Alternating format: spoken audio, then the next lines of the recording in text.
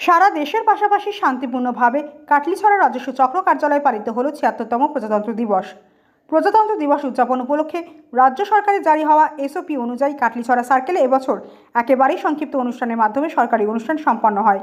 এই দিন সকাল ৯টায় কাটলিছড়া রাজস্ব চক্র কার্যালয়ে জাতীয় পতাকা উত্তোলনের মাধ্যমে প্রজাতন্ত্র দিবস অনুষ্ঠানের শুভ সূচনা করেন কাটলিছড়া সার্কেল অফিসার মীগরাকশি দাস। এছাড়াও তিনি পুলিশ বাহিনীর অভিবাদন গ্রহণ করেন। এই উপলক্ষে তিনি সবাইকে সম্বোধন করে রাজ্য ও কেন্দ্র সরকারের পক্ষ থেকে গ্রহণ করা বিভিন্ন জন উন্নয়নমূলক কার্যসূচি সম্পর্কে বক্তব্য রাখেন। তাছাড়া বর্তমান সময়ে হাইলাকান্দি জেলার বিভিন্ন সরকারি বিভাগ যেসব জন উন্নয়নমূলক কাজ করে যাচ্ছে এই সংক্ষিপ্ত খতিয়ান তুলে ধরেন সার্কেল অফিসার মীগরাকশি দাস। এদিন প্রজাতন্ত্র দিবসে উপস্থিত ছিলেন ডিএসপি সৌরজিৎ চৌধুরী, কাটলিছড়া শিক্ষাখণ্ডের বিইও নাজমুল হক লস্কর, কাটলিছড়া সার্কেলের ফিল্ড অফিসার ইসিয়াক আহমেদ চৌধুরী, সার্কেলের বড়বাবু তাপস পাল, বিকাশ ভট্টাচার্য প্রমুখ।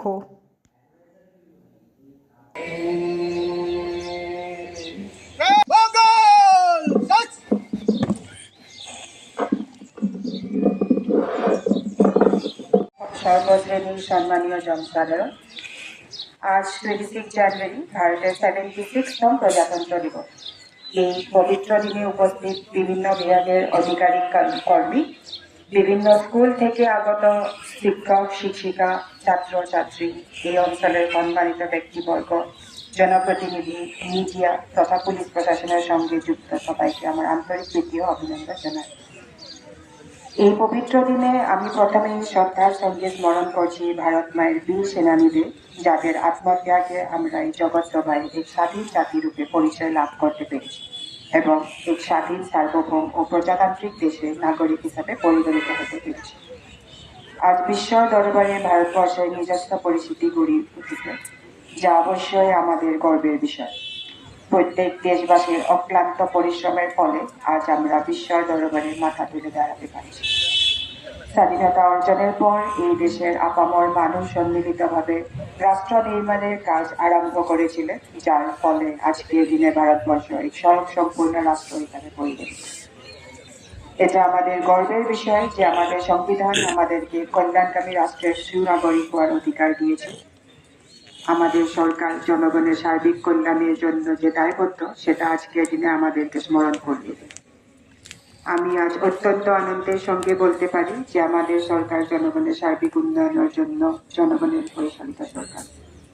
বর্তমানে কেন্দ্র ও রাজ্য সরকার আমলে দেশের এবং রাজ্যের সঙ্গে আমাদের জেলাতেও উল্লেখযোগ্য উন্নয়ন হয়েছে। প্রতিজন নাগরিকের সর্বাঙ্গীন কল্যাণে সরকার আজ প্রতিশ্রুতিবদ্ধ।